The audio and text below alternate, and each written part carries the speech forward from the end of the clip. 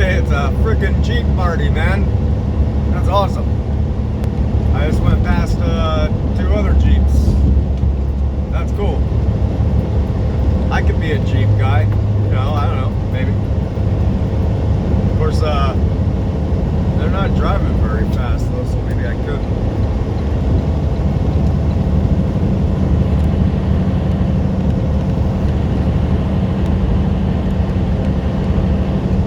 Alright, and we're back. Rolling. And you're back with Live 55, broadcasting on 0.000.000, not a gigahertz.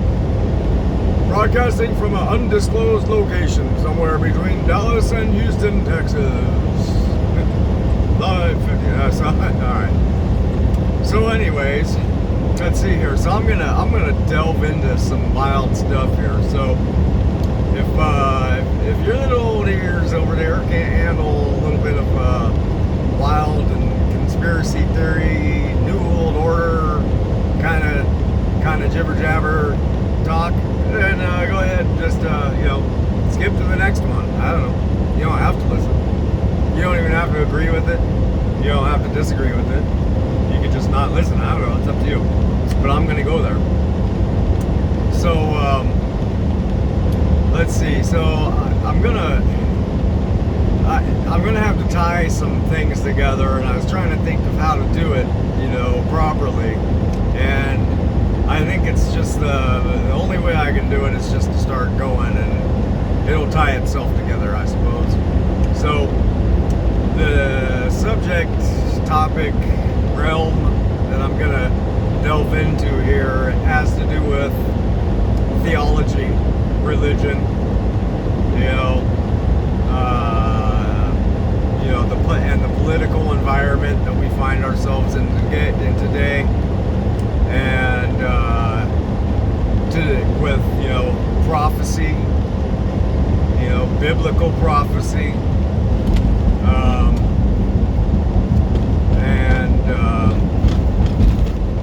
let's see. So stuff like that. So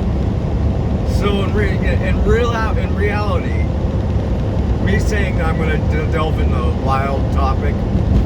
If you're familiar with anything in the Bible and you've agreed with anything in the Bible, then really what I'm saying isn't that wild or far out at all, because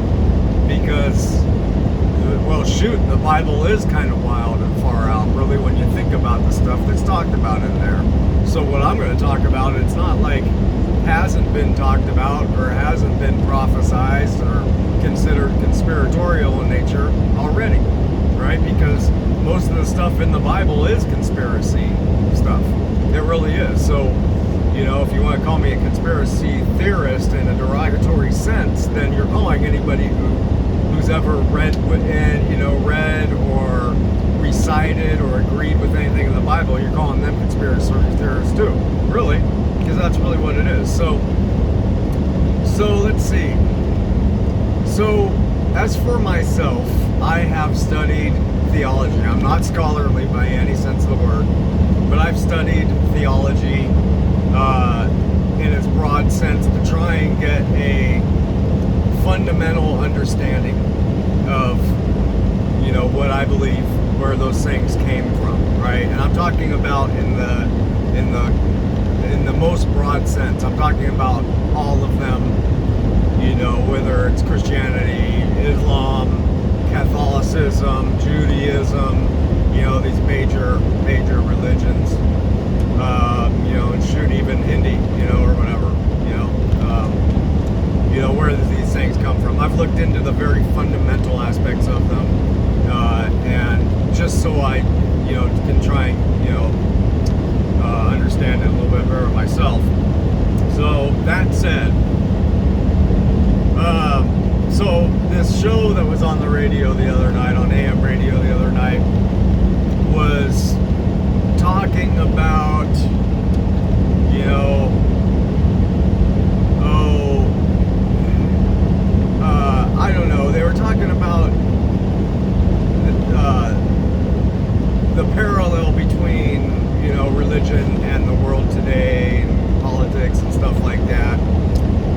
talking about coronavirus, right?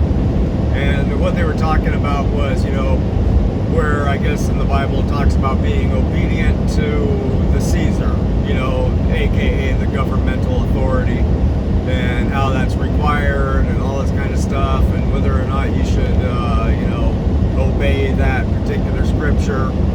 And they were talking about the coronavirus and what's going on with it. And so previous to that, and talking about the coronavirus, they're talking about how, in the global sense about, what are the moral and ethical, perspectives and how you should handle it when it comes down to vaccinations, right? Because, all these companies are working there, 24/7 to try and come up with a vaccine, for the coronavirus, for this global pandemic, right? Which is just, I'm not going to go there right now, but, let's just say, I'll just leave it at that, trying to come up with vaccines. And they were getting into the moral and ethical aspects of, an authoritative government, figure, and whether or not, it should be a mandatory thing for everyone to have to get this vaccine once it comes out, and just, discussing all those aspects of it. And how, you're going to be, if something like that comes about, you're going to be, crossing the line into people's, belief systems, and especially religious belief systems, which would, because there's a lot of religions that, don't agree with the use of things like that, right, on the body.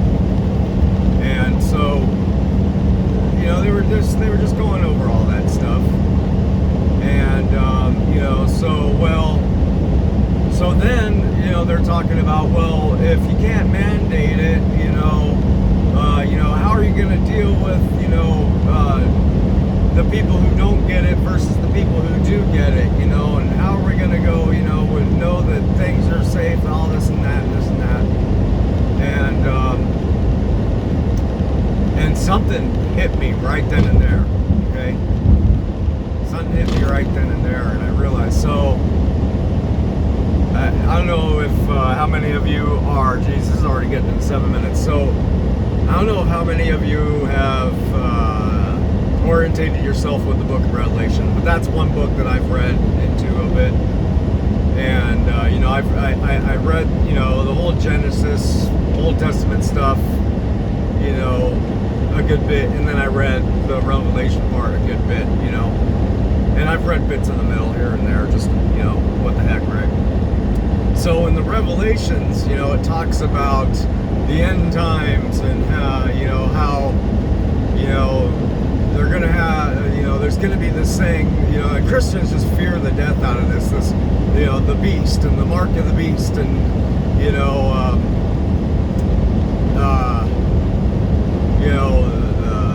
the thing with the 7 horns and the 10 heads and all this, Satan coming back and the false prophet and, the trumpet and all this stuff.